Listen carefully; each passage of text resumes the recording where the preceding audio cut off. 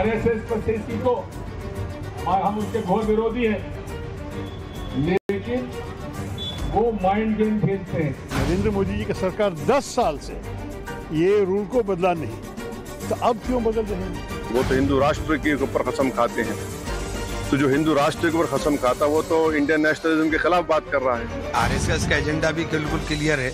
देखिए, देश के अंदर नफरत जो फैलाने की बात हो रही है, देश नफरत से नहीं चलेगा, देश मोहब्बत से चलेगा। संघीकरण करना चाहते हैं, दुनिया की कोई ताकत संघीकरण अब नहीं कर पाएगी। खाकी का काम कर रहे थे, खाकी शॉर्ट्स पहनकर काम कर रहे थे, पर डिक्लेयर नहीं कर पा रहे थे, अब खुलेआम डिक्लेयर कर पाएंगे। ये निर्णय समुचित है और भारत की लोकतांत्रिक व्यवस्था को ये निर्णय पुष्ट करेगा।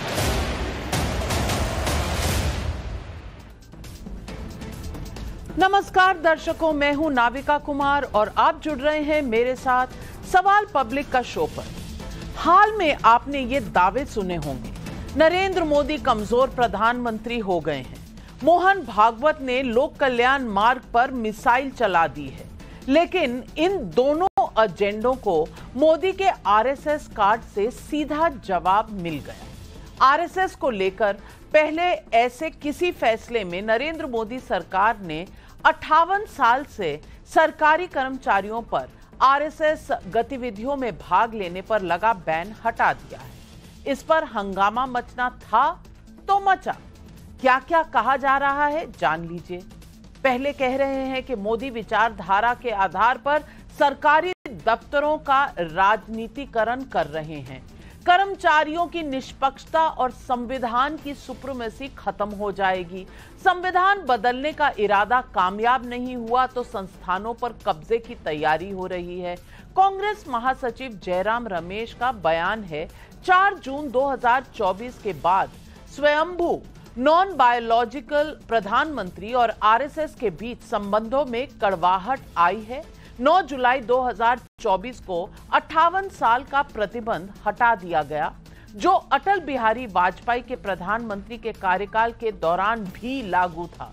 मेरा मानना है कि नौकरशाही अब निक्कर में भी आ सकती है। सवाल पब्लिक का है कि नरेंद्र मोदी का आरएसएस कार्ड किसको संदेश दे रहा है? क्या मोहन भागवत के दबाव में आने के विपक्ष के दावे में दम है, या ये राहुल गांधी को मोदी का जवाब है? 30 नवंबर 1966 को इंदिरा गांधी ने जब सरकारी कर्मचारियों पर आरएसएस वाला ये बैन लगाया था, उसके पहले 7 नवंबर को गौ हत्या वध पर कानून बनाने की मांग पर आरएसएस समर्थित आंदोलन को पुलिस की गोलियों से कुचला गया था। माफ कीजिएगा, कई साधु संत इस गोलीबारी में मारे गए थे। बीजेपी आईटी सेल के चीफ अमित मालवीय के मुताबिक आरएसएस जनसंघ के प्रभाव से हिल गई इंदिरा गांधी ने सरकारी कर्मचारियों पर आरएसएस में शामिल होने पर रोक लगा दी थी। सवाल पब्लिक का है कि क्या हिंदुओं को दबाने के लिए इंदिरा सरकार ने आरएसएस वाला बैन लगाया था? आरएसएस के विरोध में बीते कुछ वर्षों में उसकी तुलना हिटलर के नाज़ी सोच के साथ की गई है। आरएसएस के नाम पर हिंदू राष्ट्र का हव्वा खड़ा किया जाता रहा है। कुछ लोग कहते हैं कि आरएसएस को लेकर सरकारी कर्मचारियों का रास्ता रोकना उनके मौलिक अधिकारों का हनन था। क्या ये सही है, या फिर विचारधारा चुनने की सरकारी कर्मचारियों को स्वतंत्रता मिलनी चाहिए जो दी गई है? क्या अब सरकार में खुलकर जिएगा स्वयं सेवक? मोदी का आरएसएस कार्ड किसको किसको संदेश है? सवाल पब्लिक का आज यही है।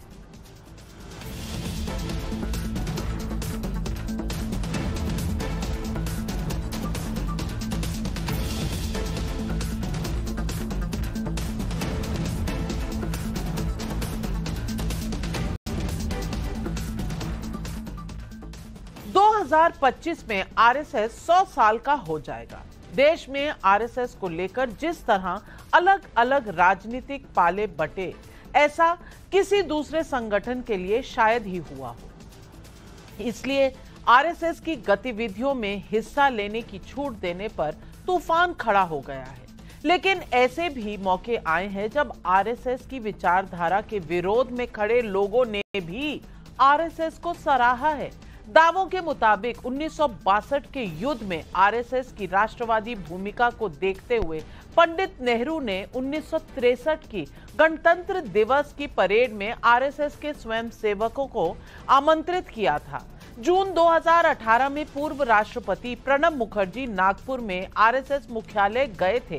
प्रणब मुखर्जी ने आरएसएस संस्थापक डॉक्टर हेगड़ेवार के लिए विजिटर बुक में लिखा था, आज मैं यहाँ भारत माता के एक महान सपूत को अपनी श्रद्धांजलि अर्पित करने आया हूँ। लेकिन राहुल गांधी की पॉलिटिक्स ऐसी है कि आरएसएस को महात्मा गांधी का हत्यारा कहने के आरोपों में उनके खिलाफ मानहानि का मुकदमा तक चल रहा है। सुनिए, आज जब आरएसएस को लेकर यह फैसला मोदी सरकार ने किया तो कैसा विरोध किया जा रहा है। ये बड़ा ही खतरनाक है, लोकतंत्र की मान्यताओं की विपरीत है और ये संघीकरण करना चाहते हैं। दुनिया की कोई ताकत संघीकरण अब नहीं कर पाएगी। जनता ने इनको हमारे यहाँ से नकार दिया है। धर्म पर आधारित राजनीति अब नहीं चल पाएगी। सांप्रदायिकता की राजनीति का कोई स्थान नहीं है, इसलिए ये हटेगा और पाबंदी जो लगाई गई थी वो रहेगा। आरएसएस का एजेंडा भी बिल्कुल क्लियर है। देखिए, देश के अंदर नफरत जो फैलाने की बात हो रही है, देश नफरत से नहीं चलेगा, देश मोहब्बत से चलेगा। देश मोहब्बत से ही चलेगा। सरकारी कर्मचारी का एक विचारधारा के साथ समर्थन का कोई मतलब नहीं है कि आप एक विचारधारा का समर्थन, उस विचारधारा के अगेंस्ट देश के अंदर उस विचारधारा के अगेंस्ट 70% लोग हैं। ये मैं समझता हूँ ये बिल्कुल गलत है, क्योंकि आरएसएस का जो मेंबर का ओथ होता है, पहले तो मराठी में था, बाद में उन्होंने उसको संस्कृत में किया, फिर थोड़ा अमेंडमेंट्स किए। वो ओथ आपको कहता है कि वो भारत की डाइवर्सिटी को, प्लुरलिज्म को नहीं मानते। वो तो हिंदू राष्ट्र के ऊपर कसम खाते हैं। तो जो हिंदू राष्ट्र के ऊपर कसम खाता वो तो इंडियन नेशनलिज्म के खिलाफ बात कर रहा है। और मेरा मानना यह है कि जितने कल्चरल ऑर्गेनाइजेशंस है उनको परमिट नहीं करना चाहिए। तीसरी बात यह है कि ऐसे कई कल्चरल ऑर्गेनाइजेशंस है जो कम्युनिस्ट आइडियोलॉजी को मानते हैं। ऐसे कई कल्चरल ऑर्गेनाइजेशन, मिसाल के तौर पर जो जमात इस्लामी है।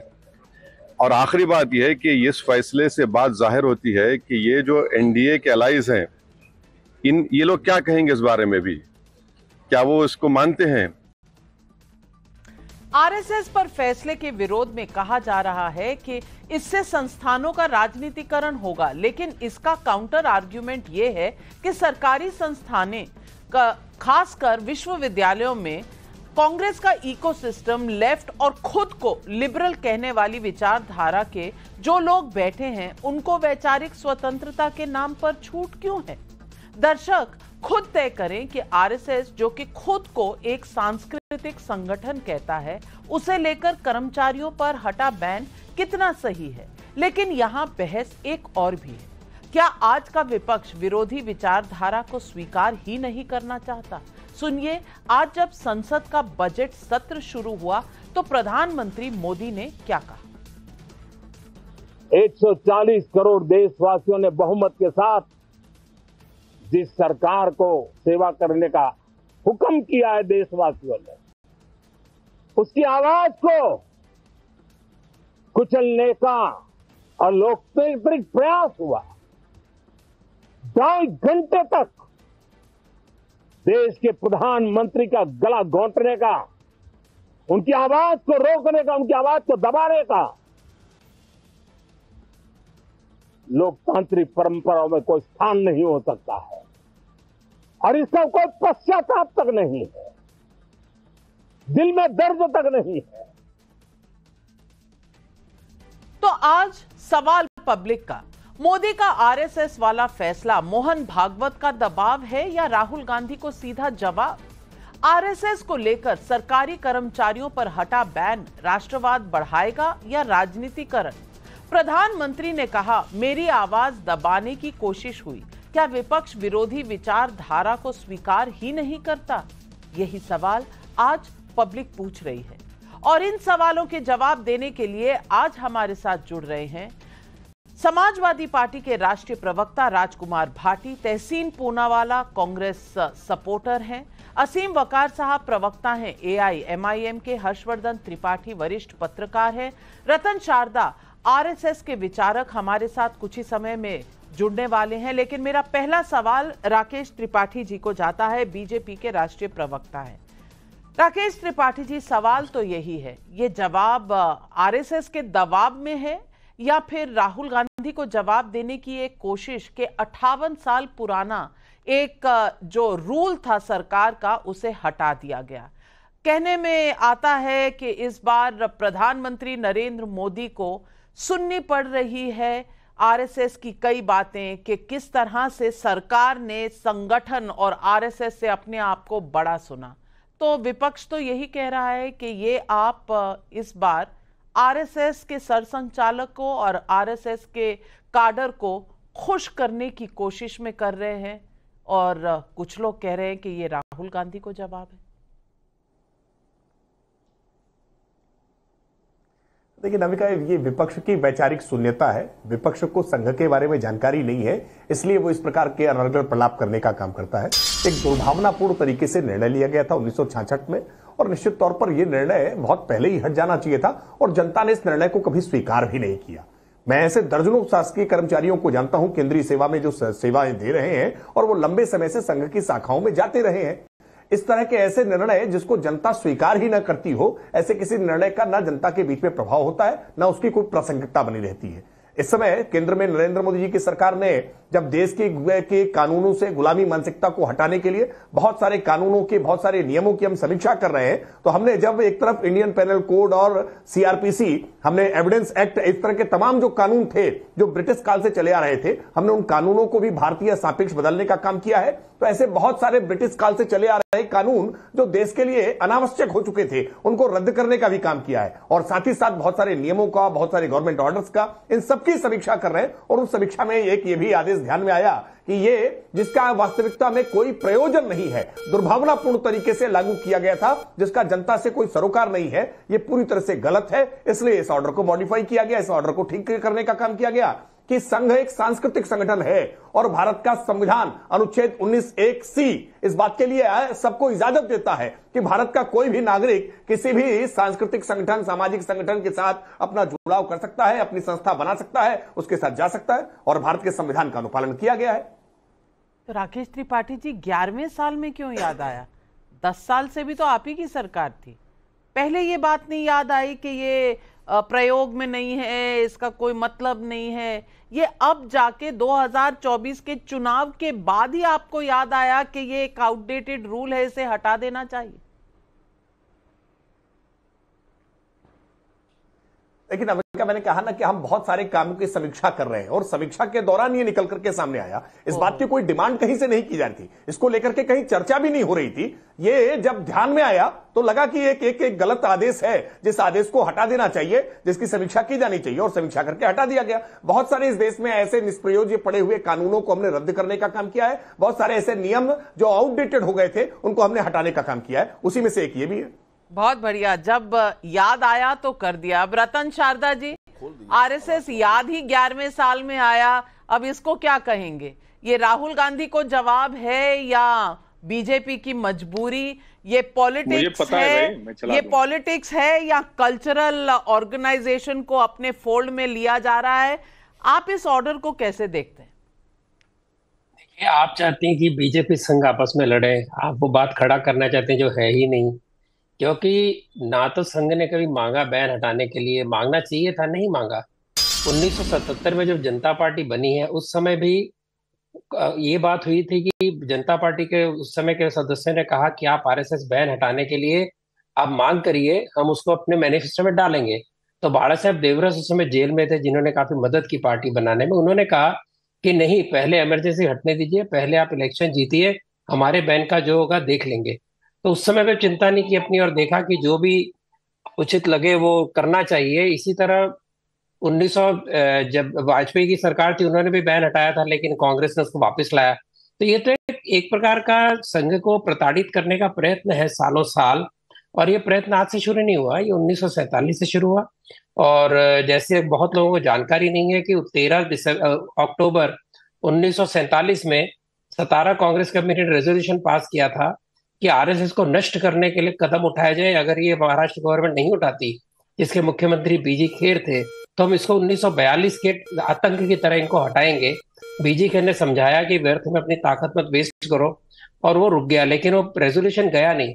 उसके बाद 17 जनवरी 1948 बिफोर गांधी जी असैसिनेशन, उन्होंने फिर एआईसीसी ने कहा कि स्टेट गवर्नमेंट को आदेश दिया कि स्ट्रॉन्ग एक्शन लो आरएसएस के अगेंस्ट। और इसके बाद फिर जो सर्कुलर जो चला था अंग्रेजों के जमाने 1932 कि सरकारी मुलाजिम काम नहीं कर सकते, आरएसएस में जा नहीं सकते। बाद में जब वो नहीं चला 1933 में उन्होंने कहा टीचर भी नहीं जा सकते। ये सब कहने का यही इन्होंने वापस अंग्रेजों का कानून लाया और 1948 में फिर लाया। हजारों लोगों की नौकरियां गई, हजारों लोगों के बिजनेस गए। ये सारा जो नौकरियां और सारे जो इनके घर दरबार के अलग बात है। 1948 में इनका इतना सहयोग था हिंदुओं के प्रति कि गांधी जी की हत्या के बाद में इन्होंने हजारों या सैकड़ों, हमको नंबर ही नहीं पता, पूना, सोलापुर, कोल्हापुर के बेल्ट के अंदर उनके घर बर्बाद किए, लोगों को मार डाला। एक ऐसी महिला को मिला जिसकी माँ उसको, एक लड़के को मिला जिसकी दादी उसको जलते हुए वाड़े से पहले फ्लोर से कूद के बचाया था जिसने। ऐसी एक कांग्रेस है। और ये जो लेबल है अंग्रेजों ने कम्युनल का दिया था, कांग्रेस आगे चलती रही। और जहां तक सवाल बदलते आयाम का है, आप देखिए उसके बाद में मैंने और भी कोई उदाहरण दे सकता हूँ जिस प्रकार से आरएसएस को दबाने की कोशिश गांधी जी की हत्या के पहले थी, क्योंकि पार्टीशन में केवल आरएसएस ने काम किया, कांग्रेस के नेताओं को भी पाकिस्तान से भारत में लाने में संघ ने मदद की।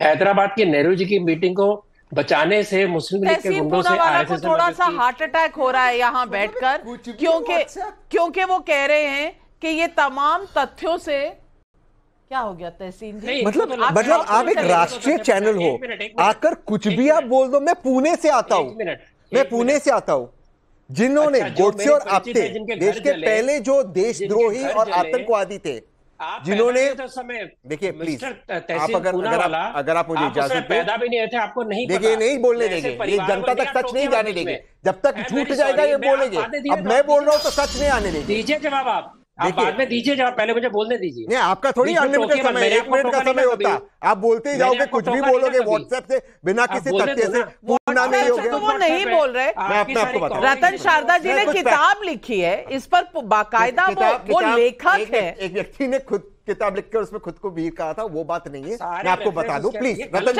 चलिए रतन शारदा जी, आप तीन तथ्य ऐसे रखिए जिस पर मैं तहसीन पूनावाला का जवाब लूंगी। आप रखिए 3 तथ्य। कुछ भी सावरकर को वीर सावरकर ने खुद ने नहीं बोला था, उनके प्रशंसकों ने बोला था। झूठा बात करा। व्हाट्सएप यूनिवर्सिटी आपकी है, आपकी व्हाट्सएप यूनिवर्सिटी है। अगर आपको सुनना है तो मैं और सुनाता हूं। सरदार पटेल ने कहा कि इस प्रकार से संघ को दबाने की कोशिश मत करें, कानपुर का ये भाषण है, आप इस तरह का दबाने की कोशिश ना करें, वो देशभक्त लोग हैं। बाद में बैन के समय उन्होंने कहा, मतलब नहीं थे, आरएसएस सही काम कर रहा है, आरएसएस सही काम कर रहा है, अगर वो कांग्रेस में ज्वाइन कर ले तो आरएसएस को हम अच्छा मानेंगे। यानी कांग्रेस के अंदर आरएसएस जाए तो बढ़िया, कांग्रेस के बाहर जाए तो आरएसएस का गलती। और अभी सुन लीजिए इंदिरा जी ने क्या किया था। इंदिरा जी ने बैन जब लगाया था, उन्होंने इमरजेंसी पॉलिटिकल बैन लगाया था, लेकिन वनवासी कल्याणाश्रम विवेकानंद केंद्र में बैन नहीं लगाया। नॉर्थ ईस्ट में उनको काम करने दिया। विवेकानंद केंद्र के रॉक मेमोरियल में वो जाकर रही, आरएसएस वालों के साथ खड़ी रही, और उन्हें स्कूल बनाने के लिए जगह भी दी। तो ये जो आपका जो है ना विरोध संघ का, तो आपको पता ही नहीं है। राजीव गांधी ने संघ के साथ बैठ के, वीएच में बैठ के राम मंदिर में बात की, पीवी नरसिम्हा राव ने की। तो आपका जो भी एक आजकल का जो कांग्रेस है विरोधी रूप, सवाल मैं ये पूछूंगी, बिल्कुल मैं सवाल ये पूछूंगी, ये जो तथ्य रखे हैं रतन शारदा जी ने, वो एक तरफ, दूसरी तरफ फ्रीडम ऑफ स्पीच और क्या कॉन्स्टिट्यूशन का और संविधान का जो हक है वो आप लहराते हुए इस चुनाव में सबको बता रहे हैं कि आप संविधान की सुरक्षा करेंगे। मैं आपसे पूछना चाहती हूं कि फ्रीडम ऑफ स्पीच क्या गवर्नमेंट के ऑफिसर्स को नहीं होनी चाहिए? और जो लेफ्ट लिबरल इकोसिस्टम है वो अपनी तरफ तो लिबरलिज्म चाहता है, ऑफिसर्स की तरफ किसी को मन है वो जाए, नहीं मन है ना जाए, जो भी करे। पर ये फ्रीडम ऑफ स्पीच और ये कॉन्स्टिट्यूशन में जो राइट्स हैं, ये सिर्फ ऑफिसर्स पर आरएसएस के बनाम क्यों रोके जा रहे हैं? इस पर तो आपको जवाब देना चाहिए। मैं संक्षेप में उसका जवाब देते हैं। आपको कुछ तथ्य विद डेट्स पढ़ के बताता हूं। Source times of India. क्या कोई ऑफिसर जमात इस्लाम ज्वाइन कर सकता है, या कोई नक्सल मूव, कोई नक्सल आइडियोलॉजी का कोई अगर संगठन हो जो पीसफुली चाहता है कि left wing left wing revolution हो पीसफुली, वो ज्वाइन कर सकता है। आरएसएस देश के संविधान को इंपोर्टेड कहा, उसने कहा उसमें मनुस्मृति का कोई हिस्सा नहीं है, देश के तिरंगे को इन लोगों ने कहा कि अशुभ है। 20 दिसंबर 1948 को देश के पहले राष्ट्रपति डॉक्टर राजेंद्र प्रसाद जी एक चिट्ठी लिखते जवाहरलाल नेहरू और वल्लभ भाई पटेल को। मैं 5वां पॉइंट पढ़ते बताता हूं। आरएसएस एक सीक्रेट ऑर्गेनाइजेशन है, संगठन है, जो वायलेंट मीन्स से फैसिज्म को प्रमोट करता है। देश के पहले राष्ट्रपति, मैं तो डेट के साथ टाइम्स ऑफ इंडिया को कोट कर रहा हूं। पढ़िए, मैं झूठ बता, कोट कर दीजिए। टाइम्स ऑफ इंडिया का पत्र है, बताइए, फैक्ट चेक आपके टीम को बता दीजिए। हो गया राष्ट्रपति 20 दिसंबर 1948 चिट्ठी लिखा है। इसके बाद उन्होंने लिखा है, और आज बता दीजिए कि आरएसएस का कोई लिखित में कॉन्स्टिट्यूशन नहीं, इनका मेंबरशिप का कोई रिकॉर्ड नहीं, इनके पास पैसे कहां से आते इसका हिसाब नहीं, इनका ऑडिट होता नहीं। इनके पास पैसे कहां से आते, ऑडिट के साथ फॉरेन फंडिंग के साथ। ये एक अनरजिस्टर्ड ऑर्गेनाइजेशन है आज भी आरएसएस। क्यों अनरजिस्टर्ड है? इसीलिए क्या आप अनरजिस्टर्ड ऑर्गेनाइजेशन ज्वाइन कर सकते हैं? राधिका जी, आप टाइम्स ऑफ इंडिया, आप टाइम्स नाउ का हिस्सा है, क्या आप टाइम्स नाउ रजिस्टर्ड है ना, क्या आप कोई अनरजिस्टर्ड उसमें जा सकते हैं? और नहीं, मैं आपसे पूछा, अब मैं पॉलिटिक्स में नहीं हूं, मुझे पॉलिटिक्स से दूर रखिए। ब्यूरोक्रेट्स को देश की सेवा करना चाहिए, अनरजिस्टर्ड ऑर्गेनाइजेशन में रजिस्टर कीजिए ना। वैसे तो सबको लोग बोलते हैं कि आप आपका नाम डिस्प्ले कीजिए, रजिस्टर क्यों नहीं करता आरएसएस? क्यों नहीं करता अपने आप को रजिस्टर? क्योंकि फंडिंग कहां से आएगी। मैं लास्ट चीज से अपनी बात समाप्त करता हूं। आपके शो पे एक चीज कहा गया था कि कांग्रेस ने हिंदुओं की हत्या की गांधी जी के कत्ल के बाद। मैं पुणे से आता हूं, मैं 10 सेकंड लूंगा। गांधी जी की हत्या करने वाले देश के 2 पहले आतंकवादी थे, गोडसे और आप्टे। इन्होंने, ये चौथा अटेम्प्ट था गांधी पर। जब एक अटेम्प्ट हुआ गांधी जी पर, मेरे दादाजी उनके साथ थे, वो पंचगनी जाते थे, मैं उस इतिहास में नहीं जा रहा हूं। जब गोडसे और आप्टे ने उनका कत्ल किया, उनको पहचानने वाले पूना के मेंबर ऑफ पार्लियामेंट और पीडब्ल्यूडी मिनिस्टर गाडगिल साहब थे। उन्होंने पहचाना, कहा ये लोग जुड़े हुए संघ से, ये लोग ने अरेस्ट किया। जब पुलिस कमिश्नर ने नेहरू जी को फोटो लाया था इनका, ये लोग कह रहे हिंदुओं का, गाडगिल क्या मुसलमान थे? उन्होंने सोमनाथ टेम्पल बनाया। यहां का टीवी पे कुछ भी बोलना बिना व्हाट्सएप के, मतलब कुछ भी आप आकर बोल दो मैंने किताब लिखी तो ये हो गया वो हो गया। अरे गाडगिल साहब ने आइडेंटिफाई किया उनको। इस मुद्दे पर तो मुकदमा चल रहा है ना, मुकदमा चल रहा है। जो कहा गया, हर्षवर्धन त्रिपाठी, सबसे बड़ा जो ऑब्जेक्शन है वो ये है कि रजिस्टर्ड नहीं है, पैसे कहां से आते हैं? नहीं, राजेंद्र प्रसाद एक मिनट हर्षवर्धन त्रिपाठी जी, भाई 50, 55, 60 साल तो कांग्रेस की सरकारें थी। फंडिंग पर सवाल, फंडिंग पर इन्वेस्टिगेशन अगर चाहते थे तो कर सकते थे, कभी की? फंडिंग पर कभी भी कोई मुद्दा उठाया कांग्रेस पार्टी ने? कभी नहीं उठाया। हमेशा इस बात का डर लगा रहा कि भाई हिंदू राष्ट्र हो जाएगा, ये हिंदू राष्ट्र के हिसाब से करते हैं। भाई हिंदू राष्ट्र था तो पंडित नेहरू ने 1963 में क्यों बुलाया था उनको और रिपब्लिक डे परेड में शामिल होने को कहा था? अगर इतने ही एंटी इंडिया ये संगठन था तो तब क्यों बुलाया था? क्यों इंदिरा गांधी के अच्छे कॉन्टैक्ट्स रहे 1977 में? इन चीजों का कोई जवाब नहीं है। जवाब है तो आज फंडिंग का जवाब आ गया है। और जैसे कि बाकी एनजीओज की जो फंडिंग है वो सब ठीक है, जिनको सपोर्ट करती है कांग्रेस पार्टी। क्यों हर्षवर्धन त्रिपाठी जी? देखिए नविका जी, सबसे पहले तो ये कि राष्ट्रीय स्वयंसेवक संघ को किसी कांग्रेस के व्यक्ति से किसी तरह का कोई प्रमाण पत्र लेने की आवश्यकता नहीं है। मैं क्यों कह रहा हूं, अब तहसीन भाई बहुत अच्छी बात करते हैं, लेकिन कुछ चीजें जो है थोड़ा उत्साह में वो बोले जो बिल्कुल तथ्य से परे है। अब रतन शारदा जी ने जो कहा, नाथूराम गोडसे हत्यारा था, आतंकवादी नहीं था, दोनों को फर्क समझिए। इसको दोबारा बोलने से पहले सोचिएगा जरा तहसीन। और ये जो आतंकवादी करने की कोशिश है ना, ये हिंदू आतंकवाद की कोशिश बहुत पुरानी थियरी। नाथूराम गोडसे हत्यारा था, एक लाइन की बात। लेकिन ये कहना कि नाथूराम गोडसे आतंकवादी था, यही वो सोच है जो राष्ट्रीय स्वयंसेवक संघ को इस देश में नहीं बढ़ने देना चाहती। क्यों नहीं बढ़ने देना चाहती? जब 1925 में राष्ट्रीय स्वयंसेवक संघ बना तो आजादी के आंदोलन में तो वो भी शामिल थे। 1930 के जंगल सत्याग्रह में डॉक्टर केशव राव बलिराम हेडगेवार शामिल थे। थोड़ा पढ़ लिख लीजिएगा, ये सब मैं व्हाट्सएप पर नहीं मिलेगा, ये किताब में पढ़ना पड़ेगा, जो इतिहासकारों ने गायब कर दिया। क्यों बनाया? हेडगेवार जी तो स्वयं एक कांग्रेसी थे, लेकिन वो कांग्रेसी किसी नेहरू जी, किसी इंदिरा गांधी, किसी राजीव गांधी, सोनिया गांधी, राहुल गांधी के परिवार की पार्टी नहीं थी। वो लाल बाल पाल वाली पार्टी थी। जिसमें नरम दल गरम दल दोनों हुआ करते थे, जो हिंदुत्व की खुद लड़ाई लड़ती थी, जिसके लिए 1937 में कहा गया कि ये हिंदू कांग्रेस है और जिन्ना वाली ये मुस्लिम कांग्रेस है। अब जरा इसको समझिए, जब ये सब आप पढ़ेंगे, ये सब व्हाट्सएप पर नहीं मिलेगा, ये इसके लिए आपको थोड़ा पुरानी जाकर किताबें पढ़ना पड़ेगा। और जो रतन शारदा जी ने कहा, जब नाथूराम गोडसे ने गांधी जी की हत्या की तो इन सारे इलाकों में जो भी चित्पावन ब्राह्मण थे उनको खोज खोज कर हत्या कर दी गई। कैसे की गई थी? फिर देश ने 1984 में देखा, जब इंदिरा गांधी की हत्या हुई तो सिखों की खोज खोज कर हत्या देश भर में हुई। तब भी राजीव गांधी ने कहा था, जब बड़ा पेड़ गिरता है तो धरती हिलती है। तो व्हाट्सएप यूनिवर्सिटी नहीं, ज्ञान लीजिए जो तथ्य। अब एक लाइन की बात, किसी भी कीमत पर राष्ट्रीय स्वयंसेवक संघ पर प्रतिबंध नहीं लगना चाहिए। अगर देश के लिए बात करने वाले, देश को आगे बढ़ाने वाले किसी संगठन पर प्रतिबंध लगाया जाता है, इसका मतलब जो लोग सत्ता सरकार में बैठे हुए हैं थे उनकी मंशा में कुछ गड़बड़ है, और संघ पर प्रतिबंध लगाकर भी देख लिया, हटाने से कुछ नहीं होगा। हटाया, बड़ा अच्छा काम किया, ईश्वर ने सद्बुद्धि दी सरकार को, इससे ज्यादा। और देश को किसी प्रमाण पत्र की जरूरत नहीं है, शाखा खुले में लगती है। किसी दिन जाइए, जरा बता दीजिए क्या है। अगर राष्ट्र नायकों की बात करना, व्यक्ति निर्माण की बात करना, राष्ट्र निर्माण की बात करना, भारत की एकता अखंडता की बात करना, अखंड भारत की बात करना ये गलत है, तो आप उसको कहिए, ये एक आइडियोलॉजी हो सकती है, विचार हो सकता है। राजकुमार भाटी जी, आजादी के बाद कांग्रेस के पहले दोनों अध्यक्ष पटाभी सीतारमैया और पुरुषोत्तम दास टंडन ये आरएसएस के विरोध में नहीं थे, बल्कि जब इस ऑर्डर पर 58 साल पहले बैन लगा था तो उसका कॉन्टेक्स्ट क्या था?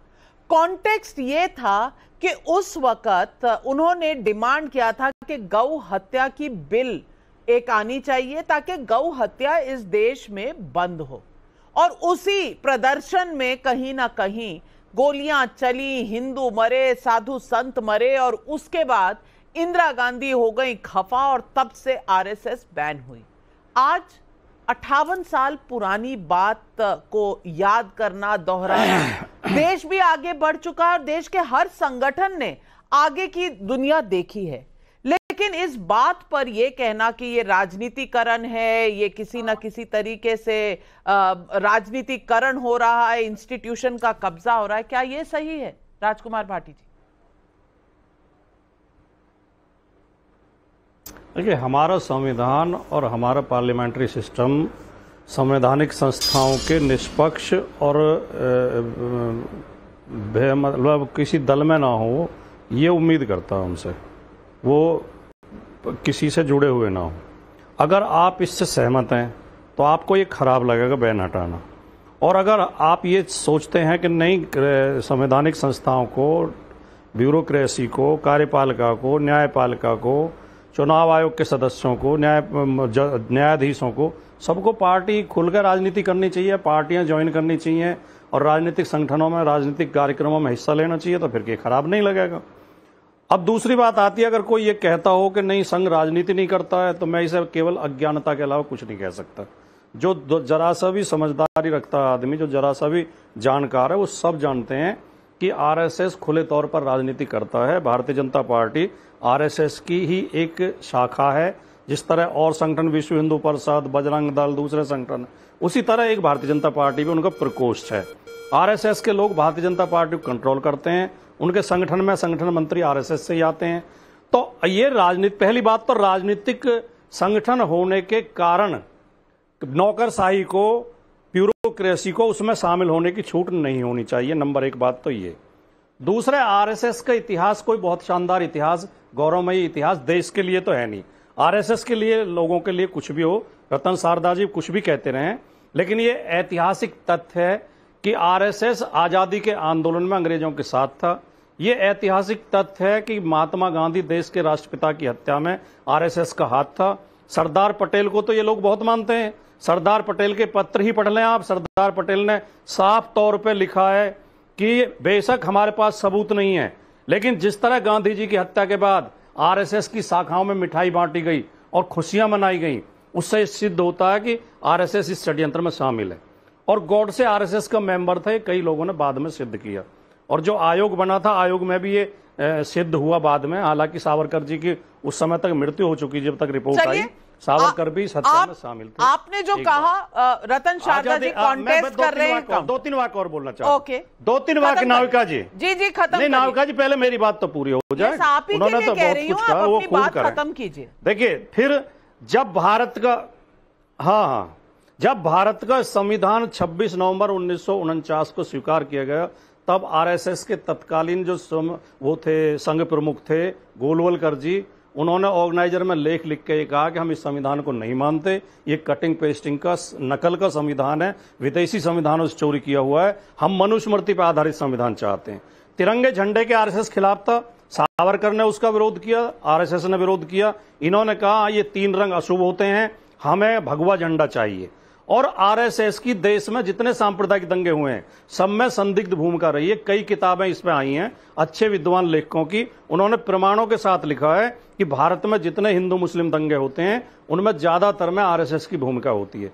तो ऐसे बदनाम संगठन से, ऐसे देश विरोधी संगठन से, शुद्ध राजनीति करने वाले संगठन से अगर सरकारी कर्मचारी जुड़ेंगे, वो जुड़ेंगे, कार्यपालिका जुड़ेगी, तो ये देश के लोकतंत्र के लिए बहुत खतरनाक होगा। कि इसलिए इसका सबको विरोध करना चाहिए। और ये बैन एकदम सही था आरएसएस में की शाखाओं। और अभी रतन शारदा जी ने एक तथ्य और रखा 1977 का। 1980 में जनता पार्टी केवल इस बात पे टूटी थी कि जनता पार्टी के बाकी लोगों ने ऐतराज किया था कि ये लोग डबल सदस्यता रखते हैं, जनता पार्टी की सदस्यता भी रखते हैं और आरएसएस की भी रखते हैं, दोहरी सदस्यता नहीं चलेगी, आरएसएस से संबंध तोड़ना पड़ेगा। इसी बात पे जनता पार्टी को छोड़कर जनसंघ अलग हुआ था और रतन शारदा जी जवाब दें, अपनी पार्टी बनाई। देखिए, पहली बात दोहरी सदस्यता तब भी थी जब जनता पार्टी बनी थी। समाजवादियों का काम है जब लगे कि सत्ता पे आ गए तो दूसरों को लात मार दो। तो जब आरएसएस के सपोर्ट से सत्ता में आ गए उन्होंने कहा लात मार दो, वरना ये तो पार्टी बनी तब भी पता था कि आरएसएस बीजेपी के संबंध है। क्या ये कंडीशन डाली गई थी कॉन्स्टिट्यूशन में? नहीं। दूसरी बात, सरदार पटेल ने गुरुजी को एक पत्र लिखा 11/8/1948। उन्होंने स्वीकार किया कि इसमें कोई शक नहीं कि संघ ने संकट के समय हिंदू समाज की सेवा की। जिन इलाकों में जरूरत थी उनमें संघ के युवकों ने महिलाओं और बच्चों के प्राणों की रक्षा के लिए कठिन परिश्रम किया। लेकिन मेरा मानना है कि संघ के लोग अपनी देशभक्ति के कार्य को केवल कांग्रेस के सहयोग से ही कर सकते हैं। के.एम. मुंशी ने कहा, देश के बंटवारे के दुर्भाग्यपूर्ण दिनों में संघ के युवाओं ने पंजाब सिंध के असाधारण साहस का परिचय दिया। इन युवकों ने हजारों महिलाओं की इज्जत, बच्चों की जान बचाई। अपने कर्तव्य को निभाते हुए कई युवकों की जान चली गई। अब ये कह रहे हैं कि बदनाम संगठन जो समाजवादी पार्टी जिहादी लोगों को अपने टिकट देती है, जो भारत माता को डायन कहते हैं, उनका राजनीति में रहने का क्या हक है? और आपसे बात करता हूँ, ये बात कर रहे हैं कमिटेड होते हैं ये लोग ब्यूरोक्रेसी में। अरे ब्यूरोक्रेसी छोड़िए, आपने तो एनएसी के अंतर्गत, यूपी के अंतर्गत एनएसी में अर्बन नक्सल जिन्होंने सीआरपीएफ के मरने का आनंद उठाया, ऐसे लोग जो नक्सलाइट थे, जिन्होंने अपना मोदी जी को, अमित शाह को फंसाने के लिए सारे झूठे गवाह खड़े किए, वो सारे एनएसी के मेंबर थे। यानी सरकार 10 साल इन लेफ्टिस्ट लोगों के हाथ से चल रही थी। वो ब्यूरोक्रेट से ज्यादा कठिन है। लेकिन राइट की विचारधारा नहीं होनी चाहिए। बल्कि सिर्फ ये नहीं, अखिलेश यादव जी ने आज क्या कहा आप वो भी सुन लीजिए। आज क्या कहा सुनवाना चाहती हूँ राजकुमार भाटी जी आपको। एक मिनट, सरकार की नाकामी नहीं बचा पा रही सरकार की ये नाकामी है कि बारिश से भी नहीं बचा पा रही। सोचिए, अब ये भी सरकार की नाकामी है। छतरी पकड़ी हुई है फिर भी गीले हो रहे हैं, तो इसके लिए भी अखिलेश जी ने सरकार की नाकामी गिना दी। मैं सिर्फ इतना कहूंगी राजकुमार भाटी जी, चाहे मुस्कुरा रहे थे मंद मंद अखिलेश जी, लेकिन विपक्ष ने तय कर लिया है कि हर चीज पर हमको हंगामा करना है और सरकार की नाकामी याद करानी है। ये एक सेट पैटर्न बन गया है। लेकिन असीम वकार साहब, आपको किस बात से दिक्कत है? नहीं, मुझे आप थोड़ा 10 सेकंड दे देती तो बढ़िया होता। 10 सेकंड अगर दे देना विकास जी। फिर असीम वकार जी मुझसे नाराज हो जाएंगे। दोष जो है वो, देश जो है वो 2 जगह बटा हुआ है। एक वो लोग जो देश के साथ खड़े हैं, देश के लोगों के साथ खड़े हैं, देश की एकता अखंडता के साथ खड़े हैं। एक वो लोग जो देश के विरोध में, देश की एकता अखंडता मोहब्बत के विरोध में और धर्म विशेष के साथ खड़े हैं। मैं आपसे एक सवाल पूछूंगा, आपसे नहीं, पूरे देश से सवाल पूछ रहा हूं। आरएसएस की जो शपथ है, ओथ, वो ये है कि हिंदू धर्म की रक्षा, हिंदू समाज की रक्षा, हिंदू संस्कृति की रक्षा, और हमारे देश की जो संविधान की रक्षा है, जो आईएएस आईपीएस और मंत्री लेते हैं, वो कहते हैं कि संविधान की रक्षा, भारत की रक्षा, भारत के लोगों की रक्षा, भारत के रहने वालों की रक्षा। अब जब भारत के संविधान की शपथ लेने वाले लोग, भारत की हर व्यक्ति, हर धर्म की रक्षा करने वाले शपथ लेने वाले लोग जब आरएसएस की शाखा में जाएंगे तो वहां पे उनको शपथ लेना पड़ेगी हिंदू धर्म की रक्षा, हिंदू समाज की रक्षा, हिंदू संस्कृति की रक्षा, तो फिर एक शपथ झूठी है। अब चाहे वो देश की शपथ झूठी हो, चाहे आरएसएस की शपथ झूठी हो, लेकिन एक आदमी दो शपथ नहीं ले सकता। तो आपको यह तय करना है कि शपथ कौन सी ली जा रही है और सच्ची शपथ कौन सी है। तो सवाल का जवाब राकेश त्रिपाठी जी दे रहे हैं। मैं 30 सेकंड उन्होंने देश की सुरक्षा, मुझे भी कुछ कहना है। मुझे ये बताइए, अगर आप कुरान पढ़ते हैं, कॉन्स्टिट्यूशन के अगेंस्ट ने कहा कि ये देश दो हिस्से में बंट गया है। मुझे बड़ा आश्चर्य है, आसिम वकार कह रहे हैं कि देश दो हिस्से में बंट गया है। देश दो हिस्से में नहीं बटा है, देश दो हिस्से में बटा था 1947 में, और संघ चाहता था कि देश का विभाजन नहीं होने पाए, लेकिन देश के विभाजन के लिए जो लोग जवाबदेह थे, जिम्मेदार थे, वो आज अपने आप को सेकुलर घोषित करने का काम कर रहे हैं, और जो देश के अखंड भारत की बात करते हैं उनको आप कम्युनल घोषित करने की बात कर रहे हैं। मुझे लगता है कि पहले संघ को जानो तब संघ को मानो। और संघ की शाखा, जैसे हर्षवर्धन जी ने कहा ना, कि खुले में लगती है, कोई क्लोज डोर नहीं है, बंद कमरे में नहीं है, पर्दे के पीछे नहीं है, खुले में है। आसिम वकार साहब कभी इच्छा करे तो आ जाइएगा संघ की शाखा में, और संघ की शाखा में जाकर के संघ को जानिए, समझिए, बूझिए, तब उसके बाद किसी प्रकार की धारणा बनाइए। कई बार आसिम वकार साहब, मैं आपसे पूछना चाहूंगी, आप तो जय फिलिस्तीन कह रहे हो, जय भारत अभी नहीं कह सकते, आप जय फिलिस्तीन कहते हो, और आप कॉन्स्टिट्यूशन की बात कर रहे हो। नहीं, किसने आपसे कहा नहीं कह सकता? जय हिंदुस्तान, जय भारत, किसने कहा आपसे नहीं कह सकता? लेकिन जय फिलिस्तीन आपके नेता ने, ये तो आप झूठा आरोप लगा रही हैं। अपना जब शपथ लेते हुए जय फिलिस्तीन बोला, जय भारत नहीं कहा। सर, मैडम, आप धार्मिक उन्माद में इतनी अंधी हो गई कि आप मुझ पर आरोप लगा रही हैं। मैंने आपसे कहा कि जय फिलिस्तीन का नारा लोकसभा में लगा। देखिए, जो मित्र देश हैं, जो दोस्त देश हैं, देखिए, जय फिलिस्तीन भी हो सकता है, जय अरब भी हो सकता है, जय नेपाल, जय लंका, जय भूटान, जय बांग्लादेश, लेकिन चीन जय नहीं हो सकता। चीन दुश्मन देश है, और पाकिस्तान भी जय नहीं हो सकता, वो दुश्मन देश है। मैडम, मित्र देश का नारा लगाया जा सकता है, लेकिन आपने जब कह दिया, एक नारा और लगा लोकसभा में, जय हिंदू राष्ट्र कहने लगे। दुनिया के नक्शे में 241 मुल्कों में एक मुल्क बताइए जो हिंदू राष्ट्र है। कौन से राष्ट्र का नारा लगाया गया था? जिसका झंडा नहीं है, जिसका डंडा नहीं है, जिसकी जमीन नहीं है, जिसका मैप नहीं है, आप उसका नारा लगा रहे हैं। अगर जय फिलिस्तीन बोलना गलत है तो फिर जय हिंदू राष्ट्र बोलना भी गलत है। असीम वकार साहब की ये दलील है। देखिए नवक्या जी, इसीलिए कहते हैं ना कि कोई चीज मित्र राष्ट्र का नारा लगा सकते हैं किसी संसद में, ये कहां लिखा हुआ है? भारत की सरकार, मित्र राष्ट्र तो बहुत ढेर सारे हैं, लेकिन एक नहीं, बिल्कुल नहीं बोली जा सकती। मित्र ये देशद्रोही सैल्यूट किया जा सकता है, बिल्कुल नहीं। तो आप जय इजराइल बोलते हैं ना, क्यों नहीं बोलते? मित्र देश के राष्ट्रीय गीत और राष्ट्रीय गान पर खड़ा हुआ जा सकता है। जय इजराइल बोलिए। क्या बात कर रही हैं आप? जय इजराइल बोलिए। और ये क्यों नहीं जा सकते? क्योंकि भारत माता की जय पर सवाल ये खड़ा करते हैं। फिलिस्तीन छोड़ दीजिए, फिलिस्तीन तो इनको प्रेम उबाना आता है, लेकिन भारत माता की जय नहीं बोलते हैं। भारत माता की जय के समय AIMIM के सभासद नहीं खड़े होते हैं, वंदे मातरम ये नहीं गाते हैं, और ये बता रहे हैं हिंदू मुसलमान, जिनके नाम में लगा हुआ मुसलमान। बताइए पार्टी का नाम बताइए। और जो ये लॉजिक दिया जा रहा है, मुसलमीन और सबको संविधान की बात आप समझा रहे हैं। सवाल मैं आपसे पूछूं, मुझे भी आपसे कुछ पूछना। इमरान मसूद जी का साउंड बाइट आपने सुना होगा कि इस देश में नफरत की राजनीति नहीं चलेगी, इस देश में मोहब्बत की राजनीति चलेगी। अब इमरान मसूद जी समझाएंगे इस देश में मोहब्बत कैसे की जाती है, बोटी बोटी कर करके। बोटी बोटी वाले इमरान मसूद बताएंगे देश मोहब्बत से कैसे चलेगा। तहसीन पूनावाला, वो कहते हैं ना, आयरनी डाइड 1000 डेथ्स। करेक्ट, मैं आपसे बात से इत्तेफाक रखता हूँ। इमरान मसूद ने जो कहा गलत कहा। मनमोहन सिंह जी की सरकार थी, अटल और अखिलेश यादव जी की सरकार थी उत्तर प्रदेश में, उसको जेल में डाले और जेल में वो सजा काटा। लेकिन मैं आपसे पूछना चाहता हूँ, आरएसएस जो भारत के तिरंगे को कभी नहीं लहराया, दो यंगस्टर्स, प्लीज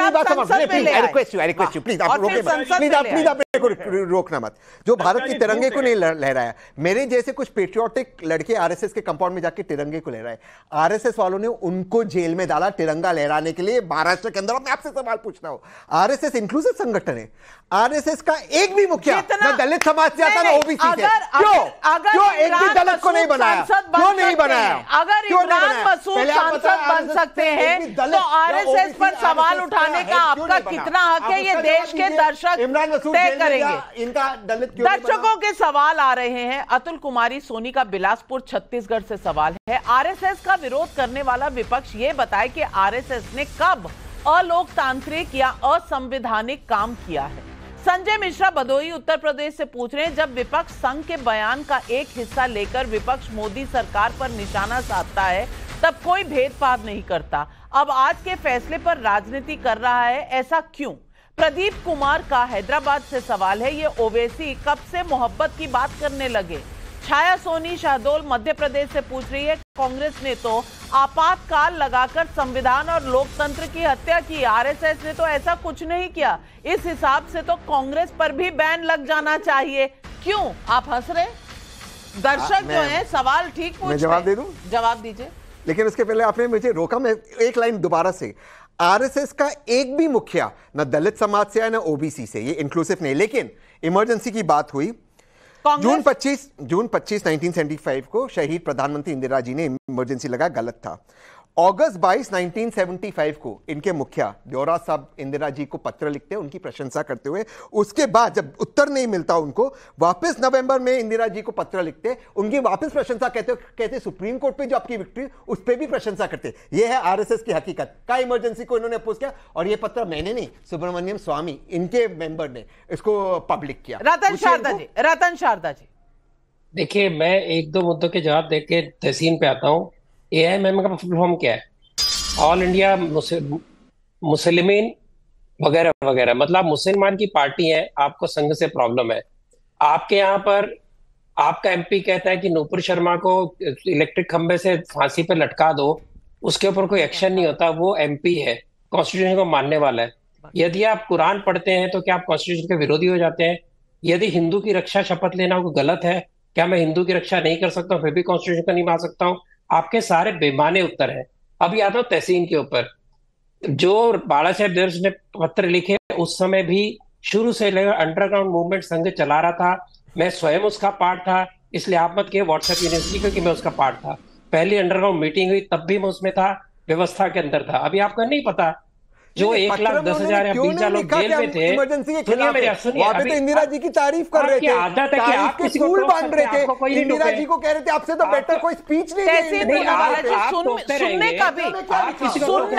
सुनने का भी हौसला रखिए। जवाब नहीं, झूठ नहीं, पत्र में उन्होंने कहा इंदिरा जी। तहसीन पूनावाला जी, आपको कैसे पता जो आप कह रहे हैं वही सच है? आप पहले सुन तो लीजिए, नहीं आप सुन तो लीजिए। अच्छा, आप स्टूडियो का फेडर डाउन। रतन शारदा, एक्सक्यूज मी, पत्र लिखा मैं कब मना करता हूँ? पत्र टेक्निकल भी हो सकता है, पत्र अपने स्वयं को बचाने के लिए भी हो सकता है, लेकिन जब से बैन लगा तब से लगातार अंडरग्राउंड मीटिंग के अंदर आरएसएस ने पूरा हिस्सा लिया, स्पाइन आरएसएस का था, 90% लोग जेल में गए आरएसएस ने, वो सारा गलत है क्या?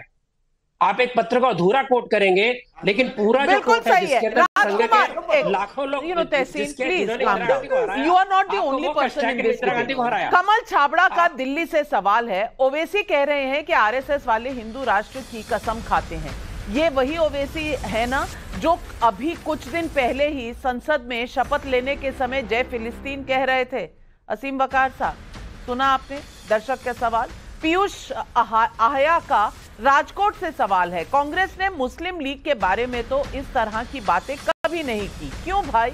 अशरफ अली का अनूपपुर से सवाल है, लाल कृष्ण आडवाणी जब जिन्ना की कब्र पर गए और जिन्ना की तारीफ की तो यही बीजेपी के लोग कह रहे थे कि ये तारीफ दिल से नहीं की और आरएसएस कार्यालय में गए प्रणब मुखर्जी की आज मिसाल दे रहे हैं। राकेश त्रिपाठी जी, इसका जवाब दीजिए। देखिए, पहले एक तो तहसीन पूनावाला की बात का जवाब दे दूं। मुझे लगता है तहसीन महात्मा गांधी जी को तो बहुत मानते होंगे और महात्मा गांधी की जी बात से इत्तेफाक भी रखते होंगे, उनकी किसी बात को काटते नहीं होंगे। महात्मा गांधी जी वर्धा की संघ की शाखा में जाने के बाद उनका आज ऑब्जर्वेशन क्या है, उनके वक्तव्य क्या है, वो उसको हरिजन में लिखते हैं 1947 में, और हरिजन में लिख करके कहते हैं कि संघ में किसी प्रकार का जातीय भेदभाव नहीं दिखाई पड़ता है, वहां पर किसी प्रकार का कोई छुआछूत अस्पृश्यता दिखाई नहीं पड़ती है। ये संघ की प्रशंसा करते हुए लिखते हैं। लेकिन हम महात्मा गांधी की इस बात को भी स्वीकार नहीं करेंगे, हरिजन में लिखे हुए उनके इस लेख को भी स्वीकार नहीं करेंगे। तमाम गैर कांग्रेसी लोग और स्वयं पंडित जवाहरलाल नेहरू 1962 में जब वामपंथियों के साथ बहुत भरोसा करके उनके साथ हिंदी चीनी भाई भाई कर रहे थे ना, तब वामपंथियों ने कैसे धोखा देकर के चाइना के साथ जाना स्वीकार किया, तब पंडित नेहरू को समझ में आया कि यही संघ के लोग हैं जो राष्ट्रभक्त हैं। तो संघ पर किसी प्रकार की जाति का कोई बंधन नहीं रहा है। यहां तो नाम जातियां लिखी भी नहीं जाती हैं, सबको उनके नाम के साथ जी जोड़ करके कहा जाता है। किसकी जाति क्या है इसकी चर्चा तक नहीं होती है। बावजूद इसके जाति खोजने वाले लोग, ये राजनीतिक दल के लोग, ये संघ में भी जाति खोजने का प्रयास करते हैं। संघ जाति के आधार पर नहीं चलता है, इस बात को आपको समझना होगा। आखिरी सवाल मैं पूछूंगी राजकुमार भाटी जी से। राजकुमार भाटी जी, जो नोटिफिकेशन सरकार का है उसकी हेडिंग में लिखा है participation of government servants in the activities of RSS. Participation, ये नहीं लिखा कि सारे जो नौकरशाह हैं वो जाकर आरएसएस ज्वाइन कर सकते हैं। लेकिन हाँ, शाखा में बात चल रही है देश की, कोई डिस्कशन, कोई कल्चरल ऑर्गेनाइजेशन, तो उसकी पार्टिसिपेशन कर सकते हैं। जैसे कि वो किसी लेक्चर को सुनने कहीं और जा सकते हैं, वो आरएसएस भी जा सकते हैं। इस बात पर इतना तूफान। नाविका जी, एक नाम लो, मनमोहन सिंह सबसे बड़े ब्यूरोक्रेट थे, कांग्रेस में गए, बहुत डिस्बैलेंस हो गई। अरे मुझे ये बताइए ना, नेहरू जी मनमोहन सिंह ब्यूरोक्रेट थे, पूरी डिबेट में तो इनका ही भाषण हुआ। नहीं, मनमोहन सिंह ब्यूरोक्रेट थे ना, वो कांग्रेस में गए। जी बोलूं मैं क्या नाविका जी, बोलूं मैं? जी भाटी जी बोलो, दे दीजिए। मैं आपसे शिकायत मैं आपसे शिकायत दर्ज करा रहा हूं कि आज की डिबेट आपकी बहुत डिस्बैलेंस हो गई और ये ऐसा लगा जैसे आरएसएस का बहुत दिख हो रहा है।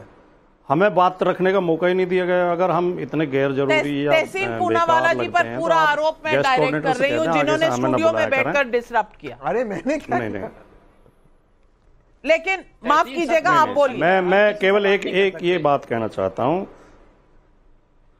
कि मैंने आरएसएस के ऊपर आरोप लगाए, आपने रतन सारदा को पूरा समय दिया जवाब देने का। उन्होंने मेरी पार्टी के ऊपर बिल्कुल निराधार, बेबुनियाद और बेहुदा आरोप लगाया। मैं 10 सेकंड आपसे मांग रहा था, आपने पूरी डिबेट में मुझे नहीं दिया। इन्होंने रतन सारदा जी ने कहा कि समाजवादी पार्टी जिहादियों को टिकट समय भी दे रही हूं, आप बोलिए। या तो ये उस जिहादी का नाम बताएं, या तो ये उस जिहादी का नाम बताएं कि किस जिहादी को टिकट दिया है। जिहादी की परिभाषा हमें बताएं, वरना ये इस डिबेट में माफी मांगे। सुन लीजिए पहले, रतन सारदा जी सुन लीजिए पहले, ये बीच में मत चिल्लाइए, आप बहुत सीनियर आदमी हैं, आप अच्छे नहीं लगते चिल्लाते हुए।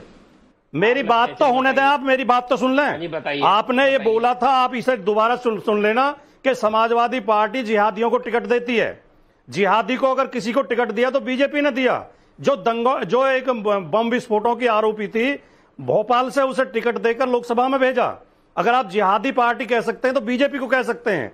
आप मेरी पार्टी के ऊपर आपने एक घटिया आरोप कैसे लगाया कि समाजवादी पार्टी जिहादियों को टिकट देती है?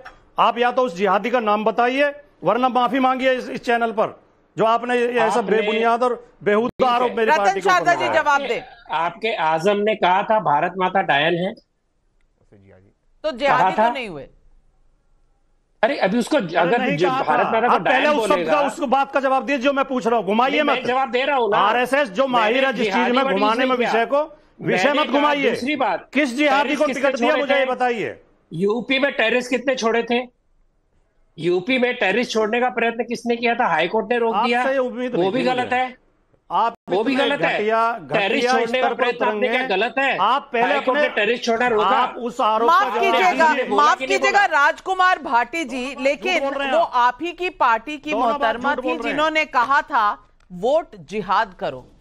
वोट जिहाद का शब्द समाजवादी पार्टी की ही लीडर ने 10 सेकेंड वो जिहादी हो गई। मारिया आलम, उन्होंने स्टेज से कहा था, मंच से कहा था, टिकट दिया था उसे जिहादी कहना नहीं कहना। मैंने कहा टिकट नहीं, लेकिन आपकी पार्टी के नेता, मैं टिकट पे नहीं जा रही, लेकिन वोट जिहाद करो, ये मारिया आलम ने कहा। और वहां पर कांग्रेस पार्टी के सलमान खुर्शीद जी भी बैठे हुए थे जब मंच से ये बात कही गई। खैर, कौन जिहादी है कौन नहीं, ये राजनीतिक उंगलियां एक दूसरे पर उठती रहेंगी, लेकिन एक ऐसा नोटिफिकेशन जिसमें सिर्फ ये कहा गया कि 58 साल पहले लगा बैन के कोई भी अफसर किसी भी आरएसएस की गतिविधियों में हिस्सा नहीं ले सकता, उसे हटाया गया। तो इतना तूफान क्यों? क्योंकि वो राइट विंग है। चाहे आप लेफ्ट विंग के किसी लेक्चर में चले जाइए, किसी प्रकाशन में कुछ लिख दीजिए, उस पर कोई बैन नहीं है, किसी ने किसी को नहीं रोका। क्या आरएसएस का बैन हटना सही है या गलत? आप किस तरफ खड़े हैं? आज जनता से भी यही सवाल जरूर लिखकर भेजिएगा। आज सवाल पब्लिक का शो पर बस इतना ही। अपने तमाम पैनलिस्ट का धन्यवाद करती हूं और आपसे लेती हूं इजाजत। नमस्कार। पर